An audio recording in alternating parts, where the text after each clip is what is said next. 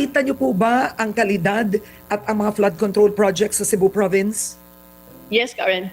Yeah, nakita namin and we submitted already reports regarding this one. Okay. But Anong natuklasan po ninyo, ma'am? I think it's for ICI to divulge the information that we have submitted. Oo. But definitely, definitely we have seen, projects here in the province na I should say mga ghost projects. So may ghost flood control projects in Cebu Province. Yes, Karen. Oo. And who are the contractors? Ito ba ang Diskaya, Sunwest, Hightone? Sino po? It's not for me to say for now, Karen. No? We have submitted the reports already. But what I can say is we have seen substandard projects as well.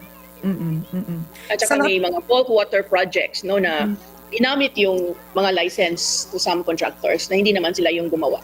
Pero sa pag-iimbestiga po ninyo, sa sarili po ninyong probinsya, meron man lang bang matinong flood control project or most of it ay talaga pong ghost, substandard at yung bulk water ay problemado?